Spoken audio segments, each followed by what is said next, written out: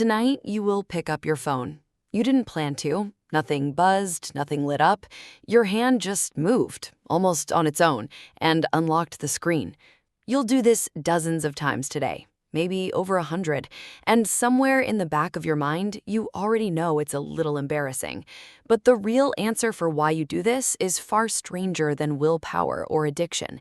It reaches back hundreds of thousands of years, long before screens, long before electricity, into the open grasslands where your ancestors first learned that checking was the price of staying alive. Picture an early human standing at the edge of a clearing, 60,000 years ago. The wind shifts, a branch cracks somewhere behind them. Do they ignore it and keep gathering food, or do they stop, scan, check? The ones who checked survived. The ones who didn't often didn't get a second chance. This wasn't a personality trait. It was a built-in alarm system, wired directly into the brain's oldest structures, tuned to one job: notice change in the environment before the environment notices you. That alarm system never got an update. It's still running. The only thing that changed is what counts as the clearing. Now, the clearing is a glowing rectangle in your pocket. The branch crack is a notification sound, a vibration, a red dot. And your brain, still operating on instructions written for a world of predators and weather and rival tribes, treats every one of those signals the exact same way it once treated a rustle in the grass. Something changed. Check it now. But noticing danger is only half the story. The other half is even older and arguably more powerful. It's about who is talking about you. For most of human history, you didn't survive alone. You survived inside a group. Your food, your safety, your chance of reproducing, all of it depended on your standing within that group. Were you liked? Were you talked about? Were you included in tomorrow's hunt or quietly left out of it? The psychologist Robin Dunbar spent decades studying primate social behavior and proposed something that sounds almost too simple to be true. Gossip, the casual exchange of information about who did what to whom, functioned for early humans the same way grooming functions for chimpanzees. It wasn't idle chatter, it was social maintenance. It was how you knew where you stood. Your brain never stopped caring where you stand. It just traded the campfire for a comment section. Every time you unlock your phone, some quiet, ancient part of you is asking the same question your ancestors asked around the fire. Am I still in good standing? Did anyone mention me? Did anyone laugh at something I said? Am I still part of the group? A like isn't just a like. It's a tiny signal that the tribe still wants you in it. So why does it feel less like checking on safety and more like a craving? That's where the third piece comes in, and it's the piece that turns an old survival instinct into a modern compulsion. In the 1950s, the psychologist B.F. Skinner ran experiments on pigeons in a box, pressing a lever for food. When the food came every single time the lever was pressed, the pigeons pressed it calmly, predictably, almost lazily. But when Skinner changed the rules, when the food only came sometimes, unpredictably, the pigeons pressed the lever obsessively, not despite the uncertainty, because of it.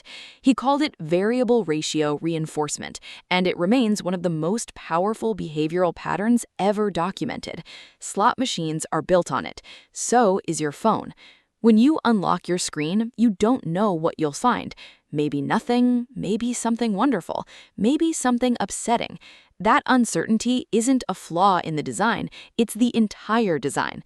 Decades after Skinner's pigeons, neuroscientist Wolfram Schultz traced what was actually happening in the brain during moments like this. He found that dopamine, the chemical most people associate with pleasure, isn't really released when you get the reward. It spikes in anticipation, in the uncertain gap right before you find out. The pigeon isn't excited by the food, it's excited by not knowing if the food is coming. You aren't excited by the notification, you're excited by the half second before you see what it is. Every unlock of your phone recreates that exact gap, a small manufactured uncertainty repeated hundreds of times a day, each one whispering the same ancient question: is this the moment something important happens? Stack these three systems on top of each other, and the picture becomes clear. A threat detection alarm built for rustling grass, now firing for buzzing glass. A social standing tracker built for a tribe of 30, now trying to monitor a feed of thousands. And a reward system built by millions of unpredictable foraging, now perfectly hijacked by an unpredictable scroll. None of these systems know they're being used. They think they're still protecting you. Here's the part that should genuinely unsettle you. Your ancestors checked the clearing maybe a few times an hour, and only when something actually changed. You check your phone even when nothing has changed at all. The notification light isn't even necessary anymore. The habit runs on its own now, a phantom alarm going off in an empty field. Think about the last time you reached for your phone during a quiet moment. No sound, no vibration, no reason. Just a pause in conversation, a red light, a moment alone in line at the store. What were you actually checking for? You weren't checking for information.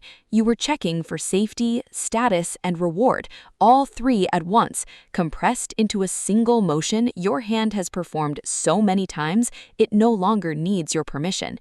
This isn't a story about weak willpower. It's a story about a brain doing exactly what it evolved to do, in an environment it was never designed for.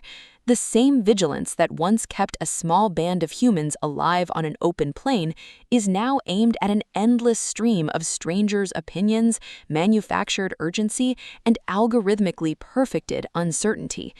You're not broken. You're ancient hardware running in a world built specifically to exploit it. Knowing this doesn't make the urge disappear, but it does change what the urge means. The next time your hand drifts toward your phone for no reason at all, you can notice it for what it actually is. Not laziness, not addiction in the way people usually mean it. A 60,000-year-old instinct still scanning the clearing, still listening for the crack of a branch, still asking whether the tribe remembers you. Tonight, you will pick up your phone again, and this time you might notice the same hand, the same motion, the same old question being asked by something far older than the device itself, still standing at the edge of a clearing that no longer exists, still checking.